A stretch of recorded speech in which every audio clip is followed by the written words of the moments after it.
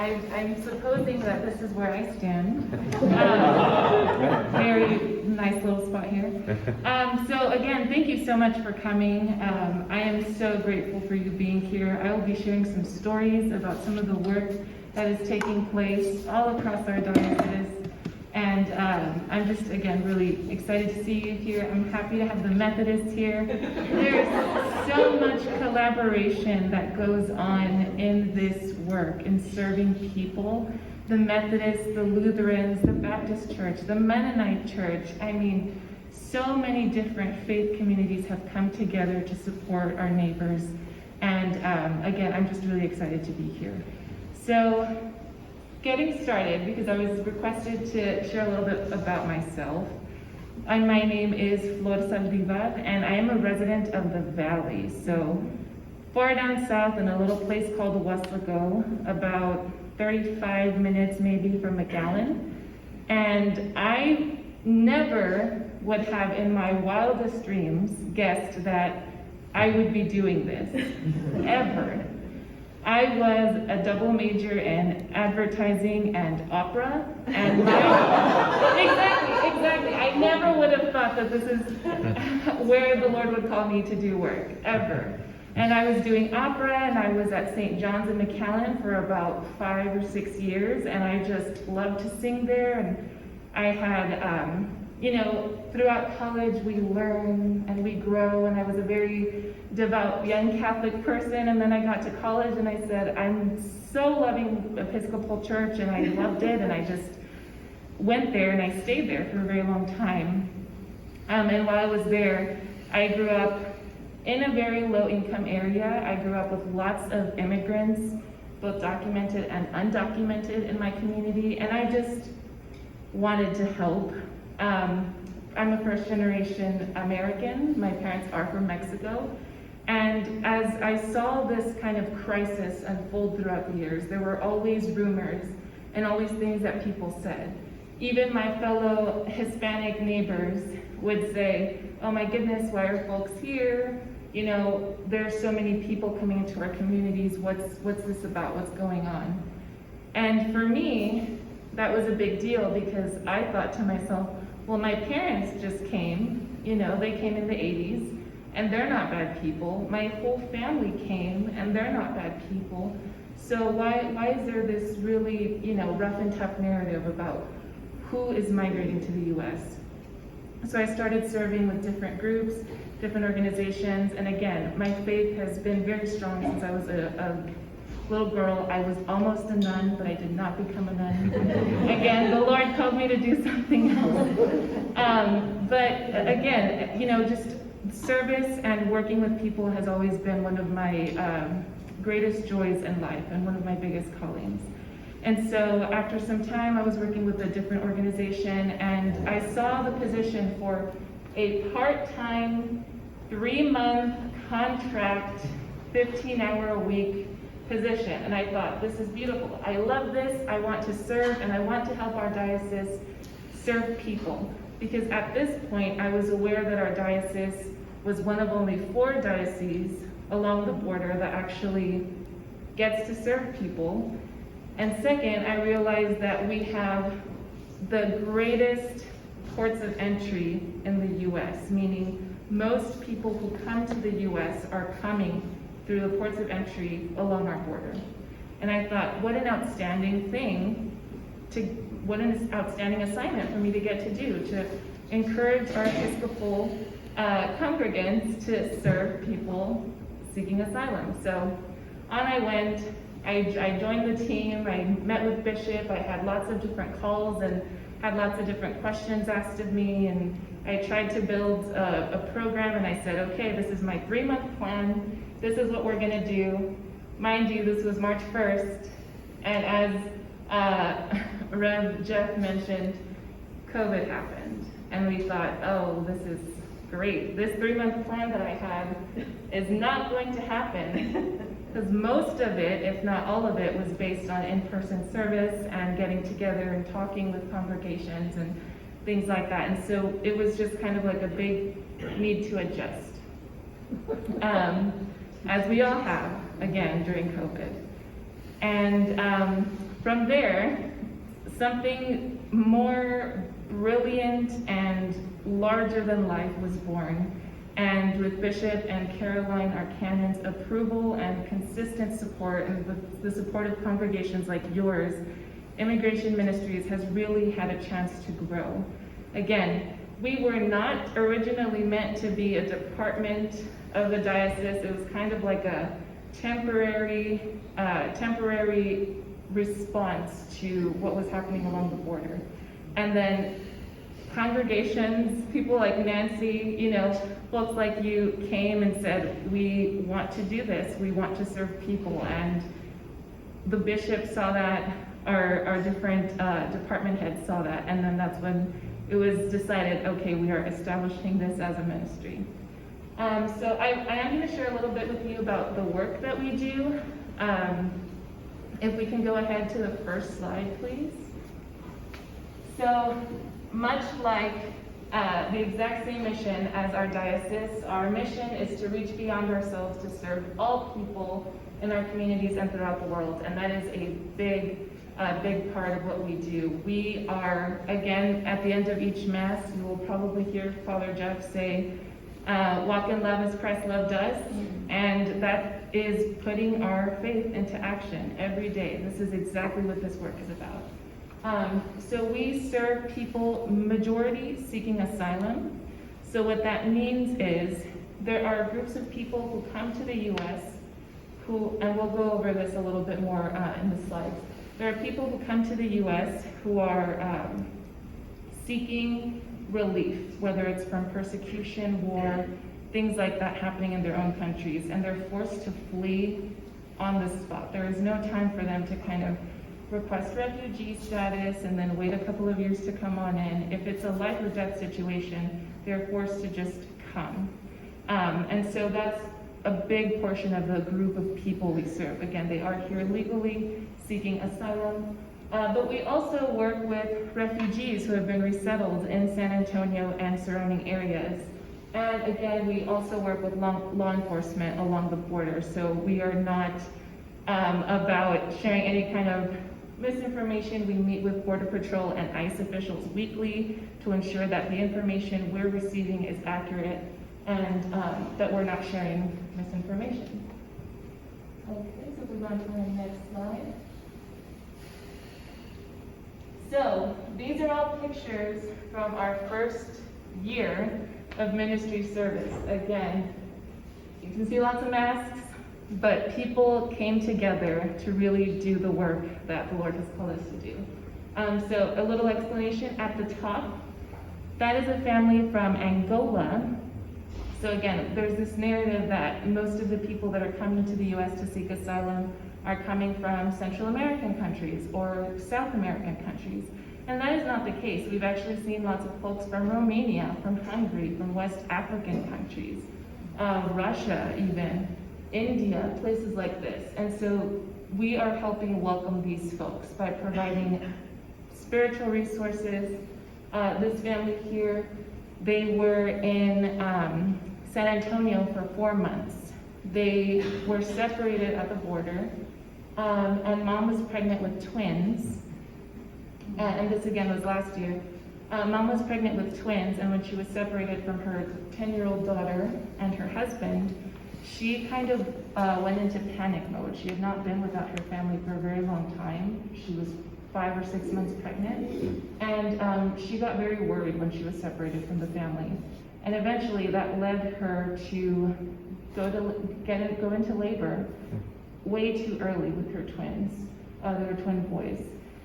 So she was immediately transferred to the emergency room in Del Rio, and there she gave birth to her twin boys, but she was still technically considered to be detained as a person seeking asylum.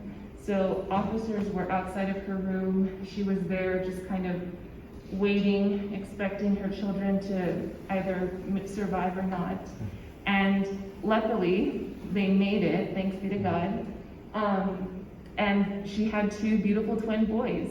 So this one baby that you can see her holding is one baby that did make it after 2 months of being in the hospital. And again, due to Immigration Ministries and the support of congregations like yours and people who serve Immigration Ministries and the Emergency Housing Fund, we were able to provide an apartment for this family that was across the street from the hospital where their newborns were. And again, we provided food support. We had different churches creating quilts and prayer shawls, and they were just so happy to have some kind of friendship, because again, it's very isolating to be in a country where you don't speak the language. They spoke Portuguese because they were previously a colony of Portugal. So they spoke Portuguese, and again, it's just very isolating to be in this completely new world.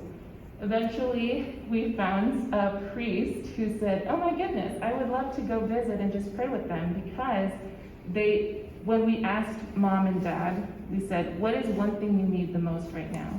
And they said, "We need friends and we need God." And that was a big wake-up call for us, because we never would have thought that they wanted to pray. They have so many things going on, and for them to want to go to a service or have someone pray with them was a really big deal. So again, this priest said, "I want to go, we'll do it." Amy is one of the congregants. They are from St. Helena's in Burnie, and they created a relationship with the family. The 10-year-old girl, Amy, had a 9-year-old daughter, and they would go to the zoo together. They would go on little play dates together, and they created a really beautiful relationship that would not have been possible had we not been serving folks or had Immigration Ministries never been established. So again, they were with us for 4 months at that apartment, and then eventually their second newborn was released, again, thanks be to God, and they were healthy big boys. They ended up weighing about 9 pounds once they left the hospital.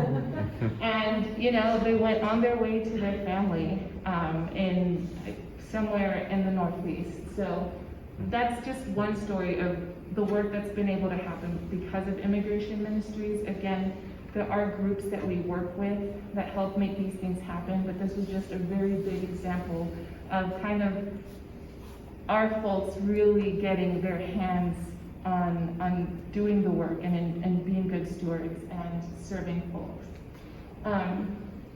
You can see right here these 3 pictures. We like to stay away from drives, but goodness gracious, drives are just necessary sometimes. So we had a stocking drive for folks who were down in the valley during Christmas time. So we had, this is St. David's in San Antonio, this is Trinity in Port Aransas. All of their congregants came together and made little stockings for families and children who were in Mexico, either at Santa de Vida, the shelter there, or who were served by Team Brownsville in Brownsville. So those are some pictures that they took. TMI, they have been incredible. The students there, they're on the bottom left corner. Their Spanish club came together and said, "Is there any way we can write to the people? I know that we're underage, so you might not want us to be present, but we really want to show the people that we love them and that we care about them." And so they wrote a whole bunch of letters to people seeking asylum that we have then distributed at the bus station or airport when folks are coming through from the border. And lastly, this is a photo of a food and PPE kit drive we had, where again, folks are sometimes getting on buses and heading all the way to New York City and taking about 3 days to get there, which is a very long time. Sometimes they have no money whatsoever. And so these food kits kind of help them hold over until they get there. So these are some of the items that were donated at the diocesan office by different congregations. And we then distributed them at Team Brownsville and in San Antonio at the bus station. So next slide, please. Okay, do y'all recall who our first president is? Yeah, by the laughs, I'm guessing so, yes. So George Washington, a very notable Episcopalian and member of Christ Church Episcopal, who still has a bench there, so if you ever want to go sit in his family bench, that is available to you. Our country was founded on supporting those who are persecuted, becoming a place where people can flee from a country that is not serving them to get to a place that is safe and that is going to help them build opportunities. And that's exactly something that he mentioned when this quote was shared, that he wanted this to become a safe and agreeable asylum to the persecuted, regardless of whatever nation they belong to. And I thought that that was just a really big point for us to remember moving forward in some of the breakdowns of what we're going to learn. Next slide, please. Great, okay, so can anyone share with me what the difference is between refugees and asylum seekers? Refugees are temporary. Refugees are temporary. Not quite, yes and no. So if Refugees are displaced people in a country not of their origin. Yes. In a camp or in a sort of provision for things. Exactly, thank you, yes. So if you look at the two definitions, they are exactly the same. As we know, Jesus was a refugee, but back in the day, there was no United Nations that could grant you that status. So in modern day, if we were to look at Jesus, Mary, and Joseph, they would actually be considered asylum seekers.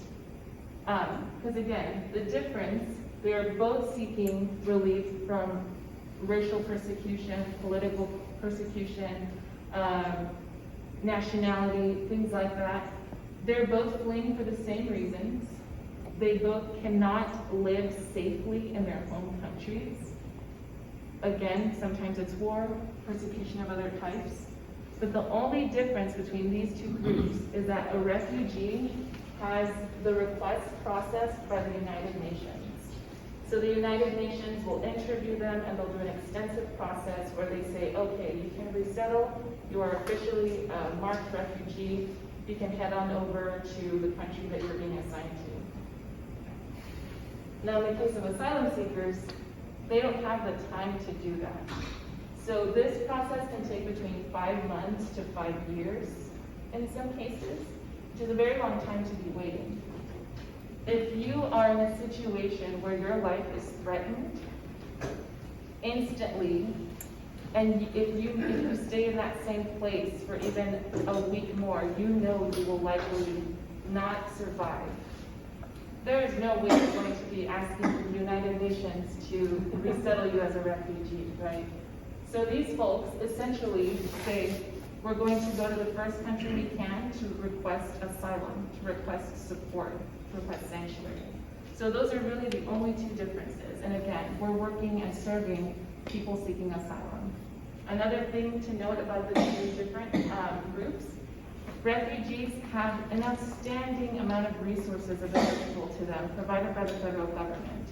So the United Nations funds resettlement programs. So they have access to housing, they have access to medical care, they have access to cultural competency courses. Once they resettle here, they have groups of people who accompany them and provide them support. And again, they have these resources to navigate this new country where they're living. Asylum seekers, because they have not been through this process, because they are not receiving, the government is not receiving funds from the United Nations to support this resettlement, they are coming and they have access to nothing. So they do not have access to medical care. They do not have access to housing. They do not have access to things like food stamps or any other kind of government support. The only thing that they have any kind of support from is from any family member who might already be in the country that can agree to sponsor them. So if they're coming from, let's say, Haiti, you see lots of Haitian people seeking asylum. If they're coming from Haiti, they're only allowed into the country and allowed to move throughout the country if they have a sponsor or family member, friend, who is willing to accept them, house them, provide medical care, and provide any kind of support services they need throughout their time while they're waiting to get to court to request their asylum and make their case. So really that's a huge difference. And again, a big reason why we're supporting people seeking asylum in our region, because again, they don't have access to many kinds of aid outside from the different organizations providing support that are faith-based. Do we have any questions so far? I know I'm talking a lot, but there's a lot of different details to know. Yes? Just curious, the people from Haiti, so Haiti's an island, how are they getting to Mexico in order to cross the border? That is a fabulous question. Thank you. I'm assuming they don't have passports or... So most of them do have passports, but especially after that large earthquake that hit a couple of years ago, a lot of folks, after there was some support provided to the nation, things just didn't go as expected. So there was an increase in criminal activity, there was an increase in government corruption. So a lot of people, what they started doing is selling their homes, selling every belonging they had, getting a backpack, and then flying to South America. So a lot of folks that we see actually have, their children have Chilean passports or Brazilian passports. And they actually, with this money that they gathered from selling all of their belongings, will fly to places like Brazil or Chile. And if they have enough money, they will try to make the trip to the US. If they do not, they will try to request asylum in another country. However, unfortunately, Latin America is not very friendly to Black migrants. That's just an unfortunate part of that. So a lot of them, while they would be happy to settle in Costa Rica or Brazil or wherever else, they're just greatly discriminated against in these countries. So they eventually come to the US. So getting back to your question. So they will fly, so let's say they flew to Brazil, they ran out of money. They will stay there and they will work and work and work and get money together until they know that they can make it to another country. So they will walk across something known as the Darien Gap, which is 50 miles of untouched forest. And in that space called the Darien Gap, thousands of migrants travel through it every single year. And there are lots of deaths there. So if you walk through there are lots of bodies on the floor, lots of bones. It's based on what I've heard from different women I've spoken to, it's a very horrific scene, and they all worry that they're not going to make it. It can take between 5 to 10 days to get through that. So they will walk through that. Once they get to Panama, they will then, again, if they have the money, they will get on a bus and just kind of eventually make their way through all of the countries until they get to Mexico. If they don't have the money, they will continue walking, and then they will settle somewhere. They'll work. Sometimes it takes 3 months, sometimes it takes 5 years. We've seen that as well. They will work, and then again, they will continue to make their way up to the border in the US. So that is a great question, thank you. Any other questions? Yes. So the Cuban would be asylum seeker, correct? Yes. They are asylum seekers. And then does the United Nations, are they going to help by distributing these immigrants throughout the world, not just the United States? So they do, yes. So they do help with the distribution of refugees because, again, the folks have applied for refugee status through the United Nations. So they will distribute and ask each country how many they can welcome. However, in the case of asylum seekers, they're not, because they're unable to request support from the United Nations, given the time and the danger, they kind of end up wherever they can get to. So are we doing anything to help them assimilate into our society, such as when we all came ourselves? Rather than having some of the problems that are developing by people doing their own thing or not thinking they need to assimilate, because that's what's made the United States work, is assimilation and learning about the culture. Mm-hmm. Absolutely. And it's So, really important. absolutely. And unfortunately, right now, there are no programs that exist to help people seeking asylum receive that resettlement information or finding ways to assimilate into our community, except for groups like, yes, like Immigration Ministries, like, Mission Border Hope, different organizations that are working to provide that kind of support. But outside of that, there really are not any federal entities. It's mostly all church-based and nonprofit-based work. Yes, I said yes. About how much of these coyotes are people that help them get across the border, or how much do they charge?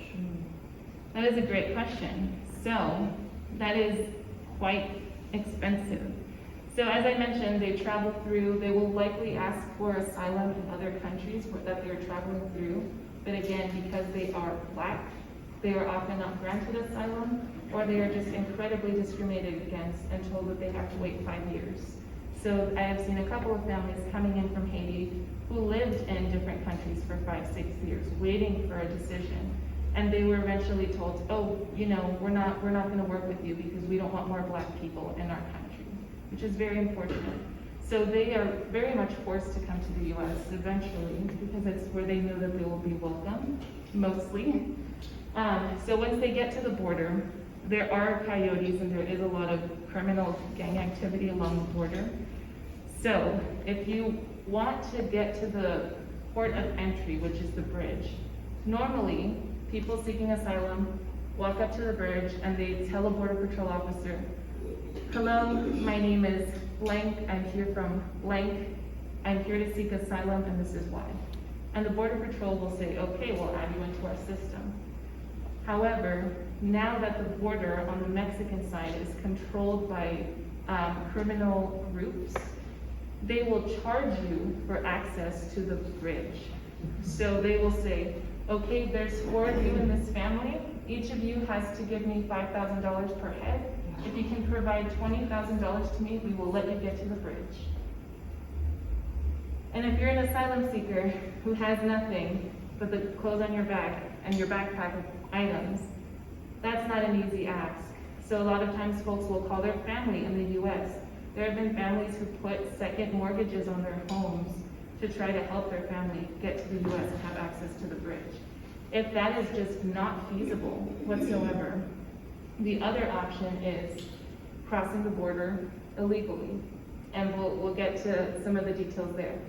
So crossing the border illegally, back to cartels who provide this service, the coyotes. The coyotes will say, okay, well, they're charging you $5,000 per head to get across the river. We'll charge you $2,000 per head to get across the river. So from $20,000 to $8,000, that is a big difference. And that's sometimes a lot more likely to be doable. So they get those funds together, they help get crossed across the river. And again, everyone says, oh my goodness, so they're coming here illegally. But after many discussions with the Border Patrol, they have said there are 2 kinds of immigrants who cross the river illegally. There are the people we are looking for, and there are the people who are looking for us. So if you want to request asylum in the United States, you have to be processed through a Border Patrol system. If you are not processed through that Border Patrol system, you are undocumented, and you will never be allowed to have any kind of resident or protected status in the US. And that is not what asylum seekers want. The asylum seekers want to remain with their families. So the asylum seekers will physically go out of their way to look for Border Patrol officers. I've heard many stories from officers saying, yes, we'll be driving and we'll just see a family and they're waving at us and asking us to please come to them because they really want asylum. Other folks, not so much. What we deem to be a bit more criminal activity, whether it's trafficking of drugs or different items, those folks are running away from the Border Patrol. So if you're an asylum seeker, again, you have nothing. Your goal is not to transport drugs and do these kinds of different things because you want to stay in the US. So you're looking for Border Patrol. So again, that's a great point, thank you. And I will also share, sometimes people really just don't have those $8,000. Their family doesn't have those $8,000. There is absolutely no way they can cross the border at all. So there have been instances where families get smart and they try really hard to cross the border by themselves. Again, the cartel is monitoring this river extensively. They're ready with guns blazing. They will shoot you if they find you in their territory of the river and you have not paid to be there. So, in the case of a Haitian family of 4 who we met about a month or 2 ago, Nancy might have worked with them, they They were a family of four, again. It was a husband, wife, they were in their mid-30s. They had an 8-year-old son, and they had a 2-month-old daughter, 2-month-old daughter. And they crossed the river illegally because they did not have the funds to pay for the cartel to put them through. And they started being shot at. And in the process, dad and the baby made it, but mother and her son drowned. Or at least were close to drowning. So again, dad put the baby on the riverbank. He went back, got his wife and son. He hailed down a Border Patrol officer, and they were immediately taken to an emergency room. And then they were airlifted to San Antonio to a hospital because, again, they were in life or death situations. And then father was with his 2-month-olds, and mom and the son were in opposite hospitals across from each other, and dad would go every single day to visit them. And it was groups like the Mennonite Church, like IWC, the Interfaith Welcome Coalition, like the Methodist Church, that helped provide support, helped provide transportation for dad to get to the hospital every day, helped provide food for the family while they were there, helped provide childcare. The first day he tried to visit his wife and son, he was unable to do so because he had his 2-month-old daughter in his hands, and they said, no, there's COVID, you can't come in here with a baby, and so he was not allowed. So then churches stepped in to provide childcare. So thank you for asking that question. That is a big question we get a lot. We also see lots of hostage situations along the border. If we were to look at a chart of Nuevo Laredo, so many people are abducted along the border by cartels. And again, they have to call their family, they are asked for ransom. And again, this is when we see families taking out a second mortgage on their homes because they're told, if you don't pay this amount of money to get your family out, they're not going to make it. And they have public displays of this so that other migrants will see the deaths and get scared. So it's a very difficult journey to get to the U.S., but somehow, after all of that, people are able to get to the U.S. So next slide, please. Okay, and so again, because we are a large diocese and we're home to the largest ports of entry in the U.S., there's a lot we need to do. There's a lot of ground we need to cover. So we have partnerships with all of the major groups along the border. So Team Brownsville in Brownsville, Catholic Charities, McAllen. We have the Holding Institute in Laredo and Catholic Charities in Laredo as well. Mission Border Hope, our lovely Methodist mission friends, and then Fund the Border Humanitarian Coalition and Belgium. And again, during COVID, when we had a lot of needs for drives, families were being allowed into the U.S., but these folks were running out of things like underwear, running out of things like shoelaces. Your shoelaces are removed from your shoe once you're in custody of Border Patrol or ICE. So folks are walking around with their, shoe tongues hanging out. And so we've done extensive drives to support these different groups. But again, as time has gone on, we have noticed that because San Antonio is the largest major city along the border, folks are getting bus tickets to San Antonio. And so in San Antonio, there are now groups that are supporting them. Interfaith Welcome Coalition has been there for several years, providing food and clothing and different care. But since then, the numbers have gotten really large in the last year or two. And it's getting a lot more difficult. So I will also quickly run you through the asylum process. So let's say it took you a year to get to the border. You get to Brownsville, you find a Border Patrol officer, you say, I'm here to request asylum, you're a family of 3 or 4. You must undergo a 3-step process to even be allowed to step foot in the United States as a free person. 1, you have to do extensive background checks and criminal history checks.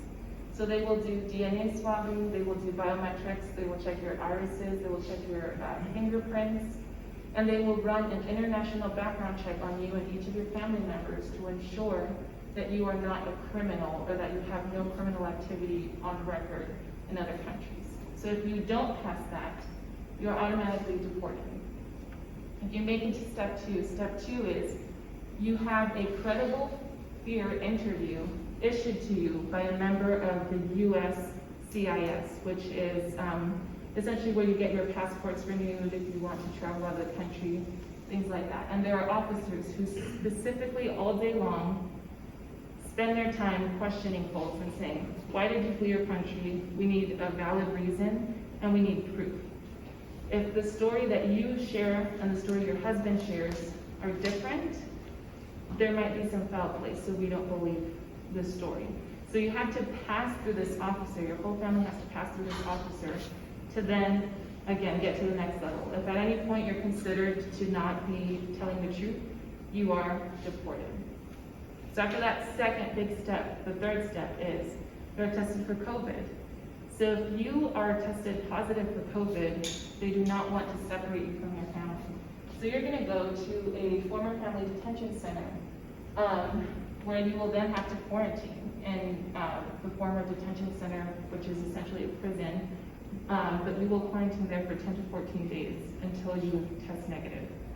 If you test negative from the start, you will then move on to a different center, where in that center, you will be processed, again, tested for COVID, and then asked where you're going to. Assigned a judge and assigned a court where you're going to state your case. And then from there, again, everyone is released back to San Antonio. So you'll get folks at the bus station, you'll get folks at the airport.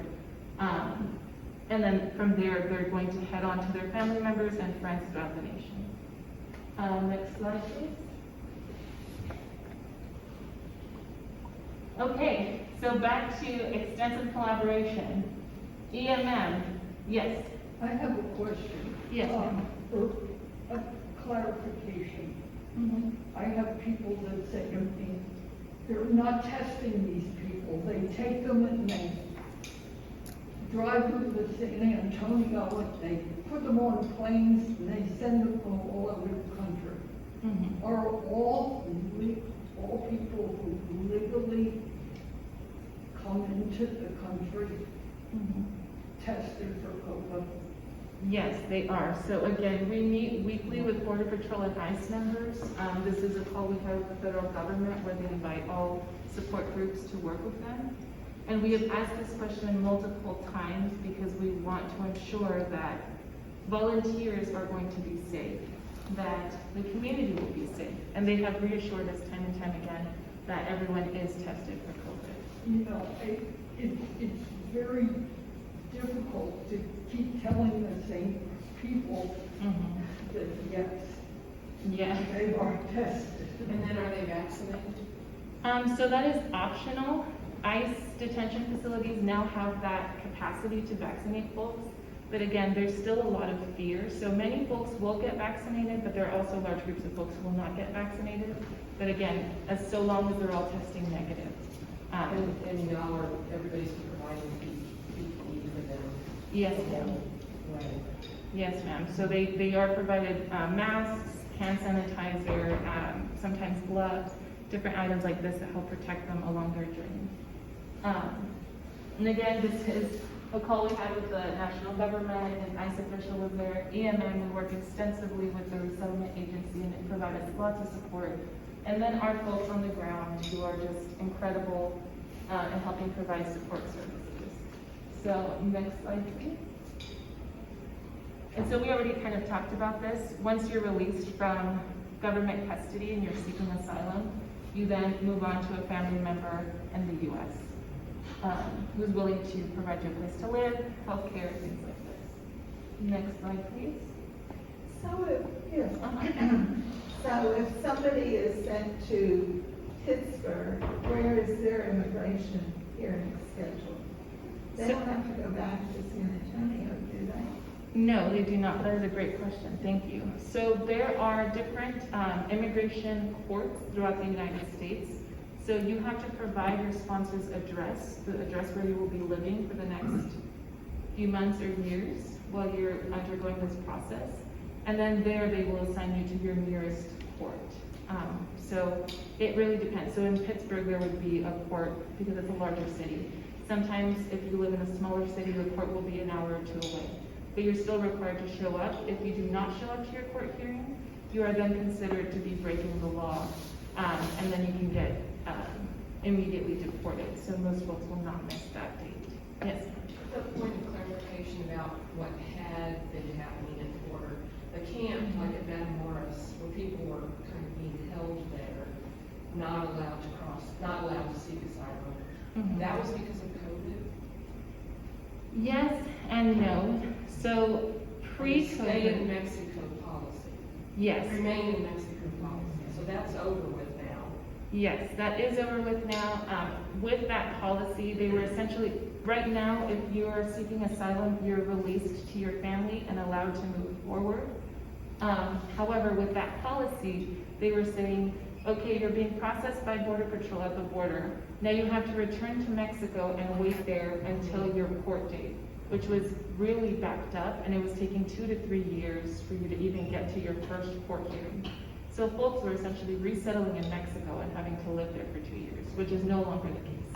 Yes, ma'am. So, but the refugees that were in the camps down along the border are not necessarily asylum seekers. They're separate entities. They are I asylum mean, they're seekers. processed by the United Nations. Asylum seekers processed for our country to be citizens. Yes. You don't mix them, right? They're separate. So it was considered a refugee camp, but because again, asylum seekers and refugees are technically the same, but none of them were processed by the United Nations. So they were all asylum seekers as well. They have been allowed into the country, but again, they're still considered asylum seekers. So what determines that they're going to, I mean, that's a lot of people seeking asylum. Mhm. And how do you know, and there are a lot that aren't really truly seeking asylum. So, Mhm.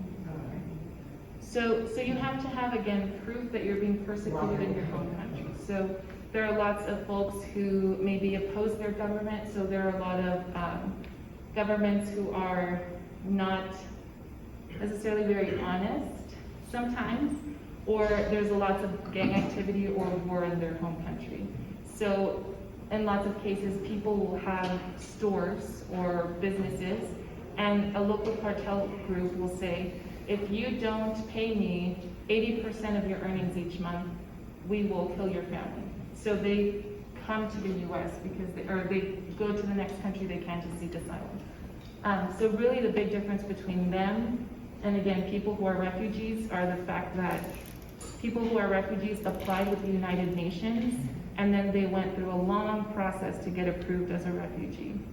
And asylum seekers did not have that time to do that. It just had to leave. Yes, ma'am.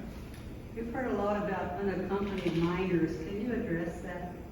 Yes, ma'am. So that is a great question as well. So now with COVID, there was a policy put in place where it said nobody can seek asylum in the U.S. legally unless you are a family with a child under the age of 6, because that's when you're considered vulnerable. So you have to be incredibly vulnerable to be allowed to seek asylum. So again, that was families with children under the age of 6, pregnant women, and then people who had very severe disabilities or health issues. So what started happening is, because families were coming to the U.S. to request asylum together, let's say you are a family and you have a 7-year-old and a 10-year-old, you do not meet the qualifications to be considered a vulnerable group under this new policy of COVID. So essentially, they were all getting deported back to Mexico. And the parents were saying, we hate to do this, son, daughter, but if you go as an unaccompanied child, you will be allowed to get to your Aunt Lydia in New York. We tried together, but that's just not happening. So we're going to send you on your own. So that's what started happening. Lots of families were trying to come together, but because of that policy that was in place for COVID, they were forced to separate from their families, and the parents made the decision to allow their children to seek asylum on their own. So that's why we saw that major increase in unaccompanied minors. Okay, so also, I know this is lots of information, y'all.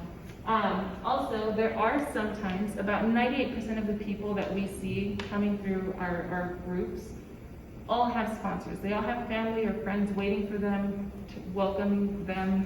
You know, it's all settled. But in some cases, there are people that have literally zero contact with anyone in the United States, and they qualify for asylum. They have very good evidence. They have a police report. They have a hospital report from a beating or things like this. So they will be allowed to come into the U.S., but then Border Patrol or ICE will call us and say, we have a family of 5, they are in need of a sponsor, can you help?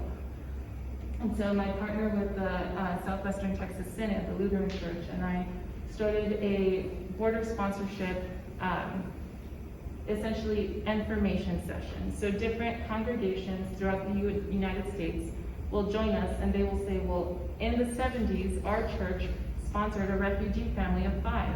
We want to learn how to sponsor an asylum-seeking family. So we will provide extensive training to them, and then eventually, once they're ready, we will pair them with a group of people seeking asylum. So again, these are some of our friends that we helped resettle to an Episcopal church in Chicago.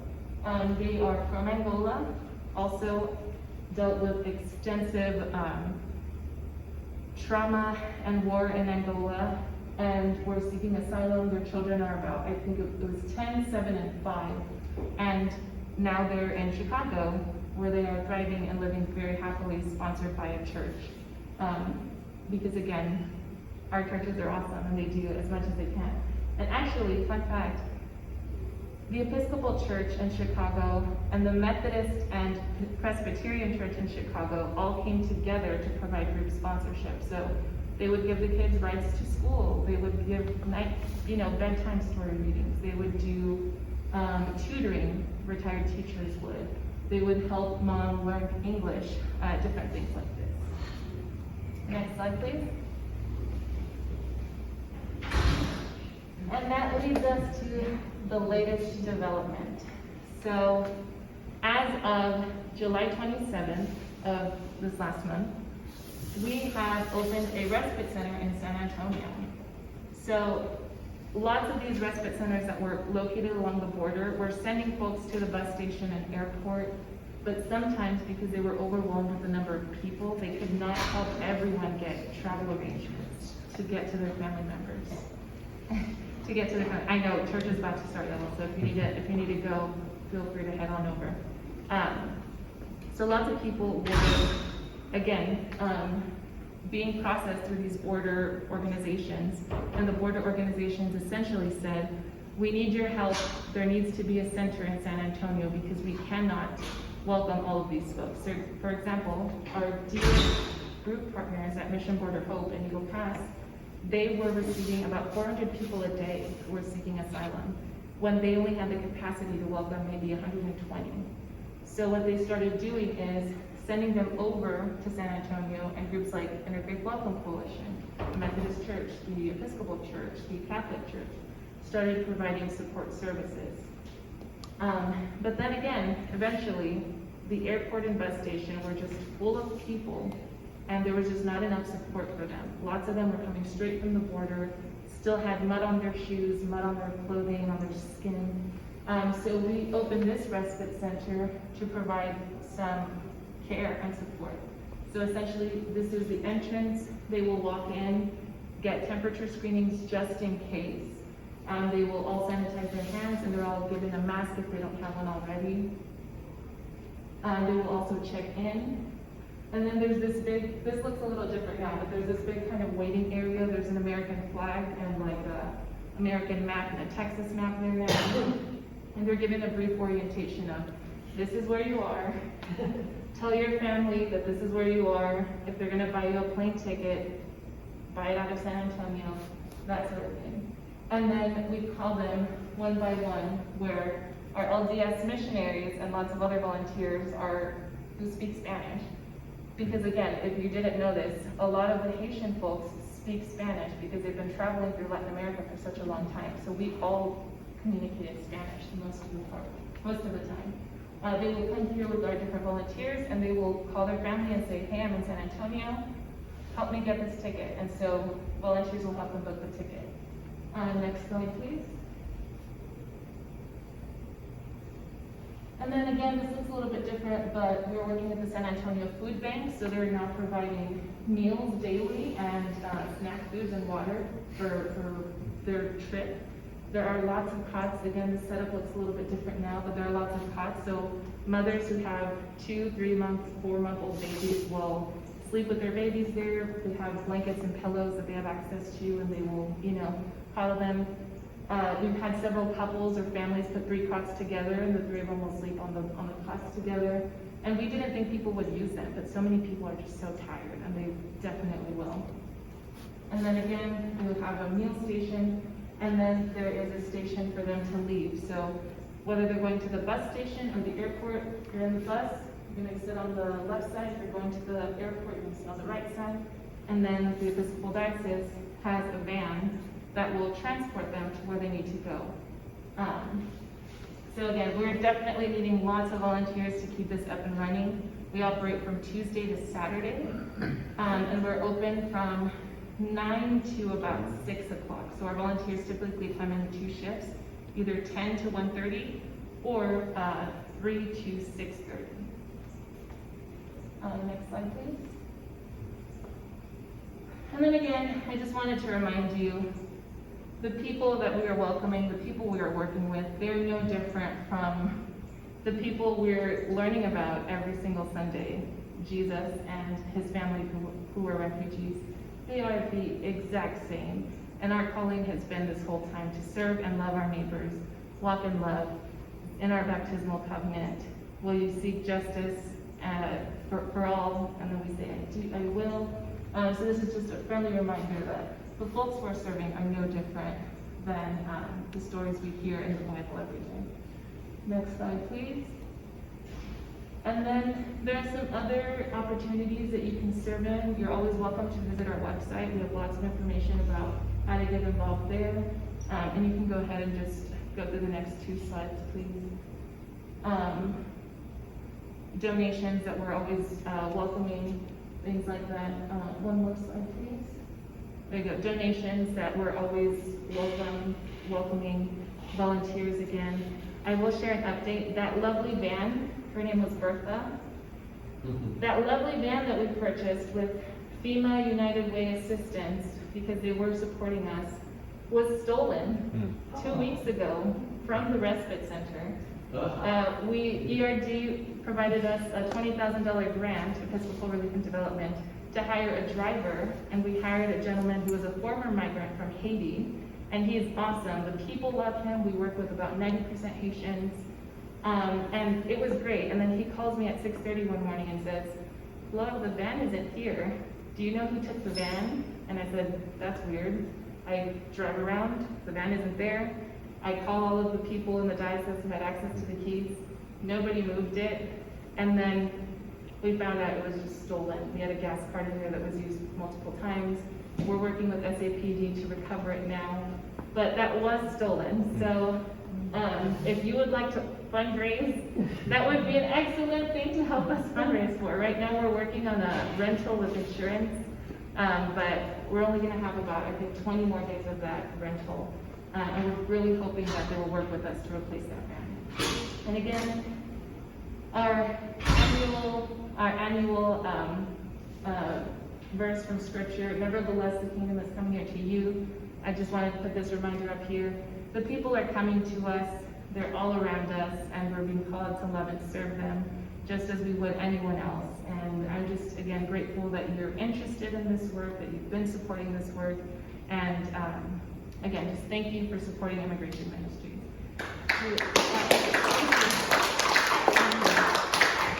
Does anyone have any final questions? I know the last service just started, but I think most folks have headed out. Yes? Might be kind of technical, but I first kind of got interested in refugees and I learned about the Lost Boys in Sudan. And so, their process varies country to country, but for all those who could make it to Ethiopia or Kenya or surrounding country and be in a refugee camp and then go through this process with the UN of being established as a refugee took a long time, but that's how some countries have solved this, is set up camps where the refugee process could go however long it took while they had what they needed in a refugee camp. Those camps are not ideal, but has there been any call for camps in either Central American countries that you know of or in the U.S.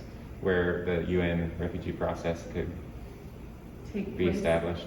So that is a great question. So unfortunately, because of the large increase in migrants coming through Latin American countries, most, if not all, Latin American countries have said that they refuse to host migrant refugee camps. So that is one big part of it. That refugee camp in Brownsville was very much fought against by the citizens of that area for a very long time. There's actually now a refugee camp in Reynosa, which is on the other side of McAllen, and that is being torn to shreds as well. So there's just not a lot of support for them right now. And in the US, that's just more difficult because people will say, well, why are they here? They don't have the status yet. That's not fair, kind of thing. So there has just not really been a big It's not workable. a talk about that, Yeah. unfortunately. Okay. Thank you. Yes, thank you. But great question. I would love if we did. Be nice. Trust me. Mhm. Any other questions, y'all? Okay, lovely. Well, thank you so much for joining, listening to me talk on and on. So I asked about if people are interested. Oh, yes, yes, Let them absolutely. pass these out. Yes, so if at any point you are interested in serving at the Respite Center, if you